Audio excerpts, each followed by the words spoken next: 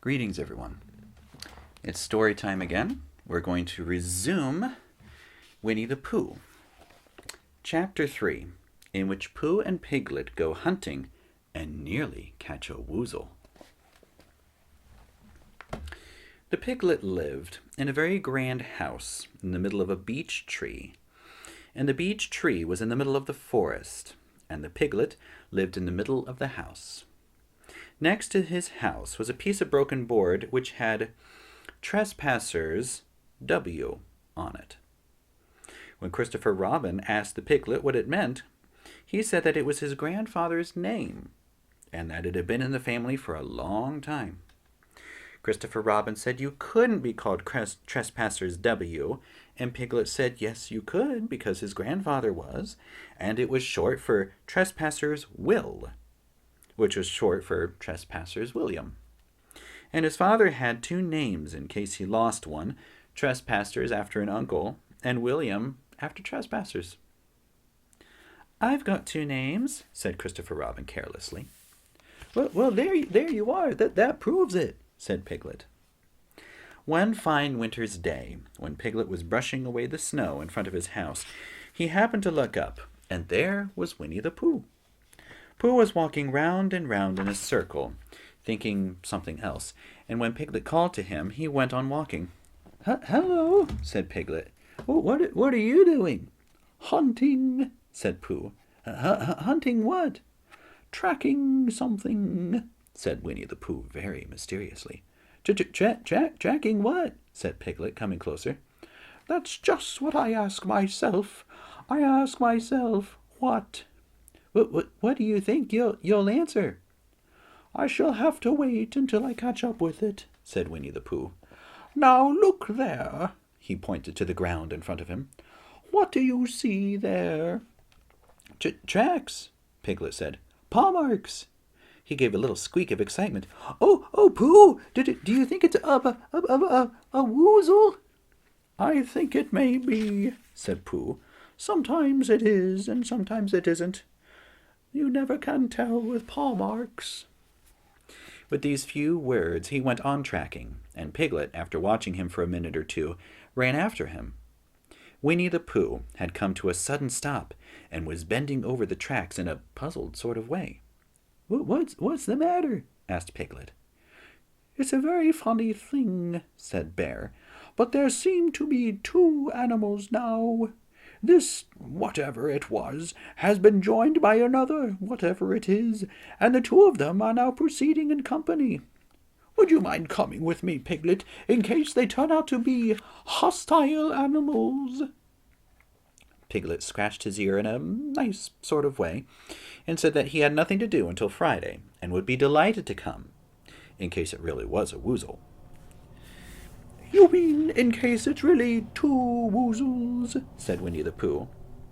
And Piglet said that anyhow, he had nothing to do until Friday. So off they went together. There was a small spinney of larch trees just there, and it seemed as if the two woozles, if that's what they were, had been going round this spinney. So round this spinney went Pooh and Piglet after them.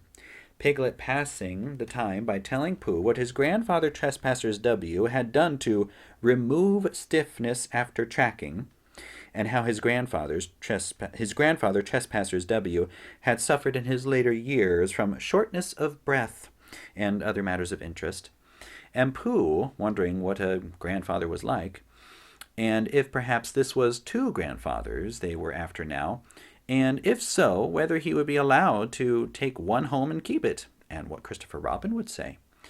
And still the tracks went on in front of them. Suddenly Winnie-the-Pooh stopped and pointed excitedly in front of him. "Look!" "What?" said Piglet with a jump. And then, to show that he hadn't been frightened, he jumped up and down once or twice in an exercising sort of way. "The tracks!" said Pooh. "A third animal has joined the other two." "Pooh, do you think it's another woozle?" "No," said Pooh, "because it makes different marks. It is either two woozles and one, as it might be Whizzle, or two, as it might be Whizzles and one. If so it is, woozle. Let us continue to follow them. So on they went, feeling just a little anxious now, in case the three animals in front of them were of hostile intent. And Piglet wished very much that his grandfather T.W. were there, instead of elsewhere, and Pooh thought how nice it would be if they met Christopher Robin suddenly, but quite accidentally, only because he liked Christopher Robin so much. And then, all of a sudden, Winnie-the-Pooh stopped again and licked the tip of his nose in a cooling manner, for he was feeling more hot and anxious than ever before in his life. There were 4 animals in front of them. Do you see, Piglet? Look at their tracks. 3, as it were, woozles, and 1, as it was, whizzle. Another woozle has joined them. And so it seemed to be. There were the tracks, crossing over the other here, getting muddled up with the other, each other there, but quite plainly, every now and then, the tracks of 4 sets of paws.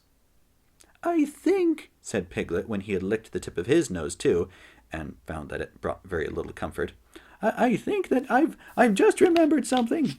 I've just remembered something that I forgot to do yesterday and shan't be able to do tomorrow. So I suppose I really ought to go back and do it now. We'll do it this afternoon, and I'll come with you, said Pooh. It isn't the sort of thing you can do in the afternoon, said Piglet quickly. It's a very, very peculiar morning thing, and it has to be done in the morning, and if possible, between the hours of... What did you say the time was? How about 12, said Winnie-the-Pooh, looking at the sun.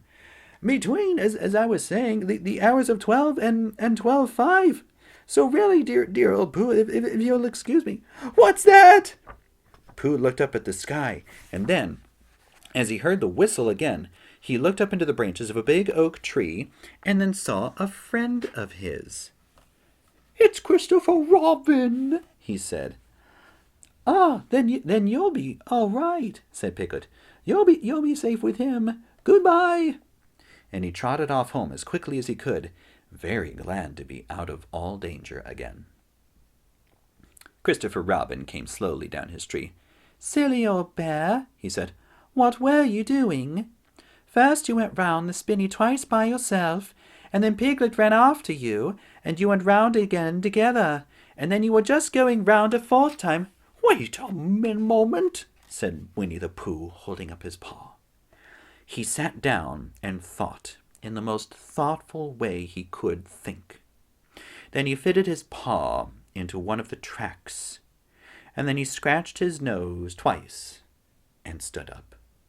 Yes, said Winnie-the-Pooh. I see now, said Winnie-the-Pooh. I've been foolish and deluded, said he, and I am a bear of no brain at all. You're the best bear in all the world, said Christopher Robin soothingly. Am I? said Pooh hopefully, and then he brightened up suddenly. Anyhow, it is nearly luncheon time. So he went home for it.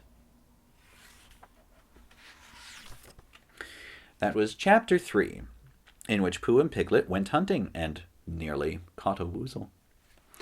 Thank you very much for listening along, and we'll see you in the next chapter.